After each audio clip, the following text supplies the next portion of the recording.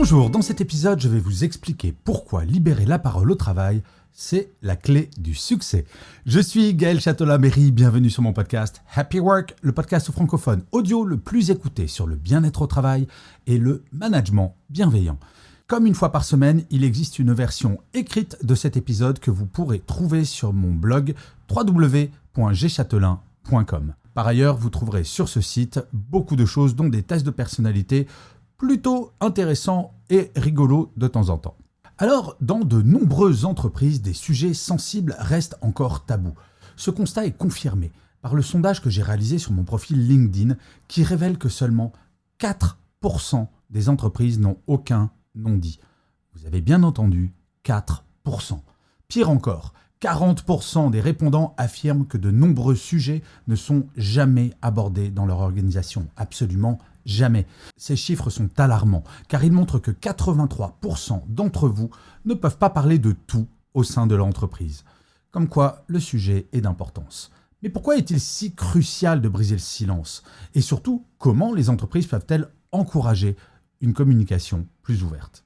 Les sujets tabous en entreprise ne manquent pas, et parmi eux, 3 problématiques sont particulièrement problématiques selon moi. Le burn-out, le harcèlement, qu'il soit sexuel ou moral, et la situation des salariés aidants.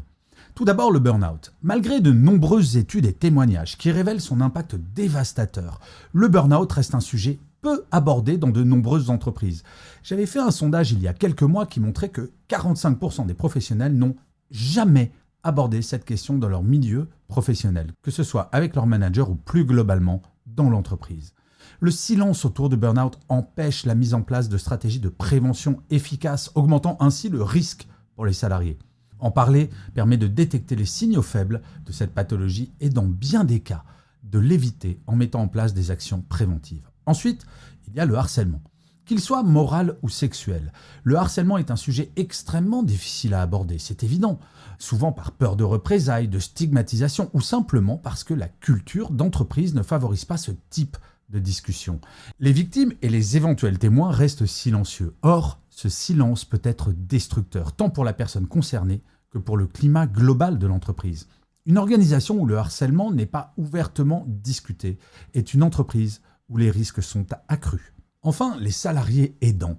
Être salarié et aidant familial est une situation souvent invisible en entreprise. Les collaborateurs et collaboratrices concernés hésitent souvent à aborder leur double casquette de peur d'être perçus comme moins performants ou trop préoccupés par leurs responsabilités personnelles. Ce silence ajoute un stress supplémentaire pour les salariés aidants qui doivent jongler entre leurs obligations professionnelles et familiales sans soutien approprié. Pourquoi je pense que ce tabou est central ? Mais parce que dans les années à venir, nous serons de plus en plus nombreux et nombreuses à être aidants. À ce jour, pour donner l'exemple de la France, ce sont pratiquement 10 millions de personnes qui se déclarent aidants, dont 61% sont salariés. Alors, briser le silence autour de ces sujets est essentiel pour créer des environnements de travail plus sains, plus justes et plus performants. Tout le monde y a intérêt. Voici quelques raisons majeures. Tout d'abord, le silence autour des problématiques comme le burn-out ou le harcèlement empêche une détection précoce. Or, plus une situation est identifiée tôt, plus il est facile d'y apporter des solutions. Libérer la parole permet de prévenir plutôt que d'intervenir en urgence lorsque les dommages sont déjà faits. Par ailleurs, le silence coûte cher aux entreprises. Un salarié en burn-out, par exemple, sera absent pour une durée indéterminée et son retour peut être compliqué. Le harcèlement, lui, peut entraîner des départs volontaires ou des procédures judiciaires coûteuses. Permettre aux salariés de s'exprimer sur ces sujets peut réduire ces coûts en favorisant la résolution des problèmes avant qu'ils ne s'aggravent. Enfin, les entreprises où la parole est libérée sont souvent celles où règne un climat de confiance et de bienveillance. Les salariés se sentent écoutés, soutenus et sont ainsi plus enclins à s'impliquer dans leur travail. Cela améliore non seulement leur bien-être, mais aussi leur productivité. Bref, tout le monde y a intérêt. La libération de la parole en entreprise ne se fait pas du jour au lendemain, bien entendu. Elle nécessite un travail de fond, une volonté ferme de la direction et des actions concrètes. Je vous donne quelques pistes pour y arriver. Comme je le dis souvent, un escalier, cela se nettoie toujours par le haut. La direction doit donner l'exemple en adoptant une communication transparente et ouverte sur tous les sujets. Il est important de montrer que tous les thèmes peuvent être abordés, même les plus sensibles, sans crainte de représailles. Les managers sont les premiers relais des équipes. Ils doivent être formés à repérer les signaux faibles du mal-être, du stress ou encore du harcèlement. De plus, ils doivent être sensibilisés à l'importance d'une écoute active et bienveillante. Comment faire ? Rien de plus simple. Lors d'une réunion d'équipe, verbaliser le fait qu'aucun sujet ne doit être tabou dans l'équipe et qu'en aucun cas, une discussion sur un sujet, quel qu'il soit, combien même serait-il difficile, n'aura de conséquences négatives sur la personne.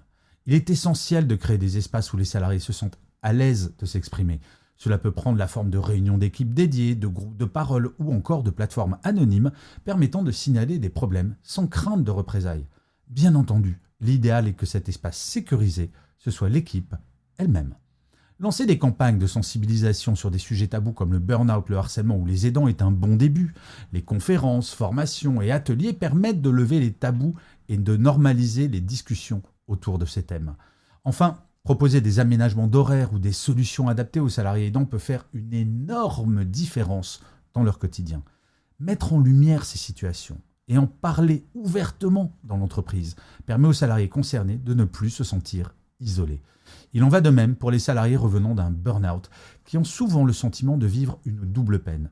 Maladie et retour où ils se sentent stigmatisés, voire parfois placardisés. Les chiffres du sondage sont un véritable signal d'alarme. Trop d'entreprises sont encore prisonnières d'un climat de non-dit.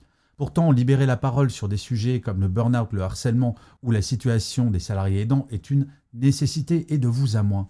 Ce n'est pas très compliqué à faire. Et non seulement cela permet de prévenir des situations qui peuvent devenir catastrophiques, mais cela contribue aussi à la création d'un environnement de travail sain où chaque collaborateur, chaque collaboratrice peut s'épanouir et se sentir soutenu. Parfois, je parle à des dirigeants ou des dirigeantes qui ont peur d'ouvrir la boîte de Pandore. La réalité, pour l'avoir vu à chaque fois, c'est qu'il ne sort que du bon de la libération de la parole en entreprise. Moins de stress, moins de peur. Et petit à petit, le travail devient un lieu sécurisé où il fait bon vivre. C'est un beau projet, non ?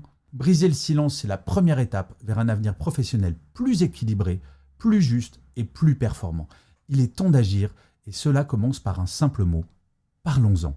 Et avant de finir cet épisode, je voulais vous parler de quelque chose cette semaine qui est très important à mes yeux, la sortie de mon dernier livre, c'est le 15e, qui s'appelle « Mon collègue est nul, mais je le soigne ». J'ai essayé d'aborder de façon plutôt ludique, même si c'est très sérieux, de tous les petits conflits qui peuvent nous pourrir notre quotidien au travail. Donc courez chez votre libraire ou sur votre plateforme préférée.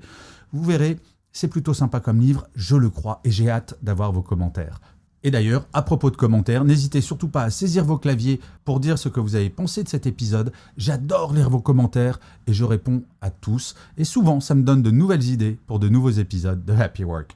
Je vous remercie 1000 fois d'avoir écouté cet épisode ou de l'avoir regardé. Si vous êtes sur Apple Podcast, n'hésitez pas à mettre une étoile à Happy Work tout en bas de la fiche Happy Work. C'est très important pour Apple. Sur toutes les plateformes, n'hésitez pas à partager cet épisode s'il vous a plu. Et à vous abonner sur votre plateforme préférée, c'est très très important pour que Happy Work dure encore très longtemps. Je vous dis rendez-vous à demain et d'ici là, plus que jamais, prenez soin de vous. Salut les amis!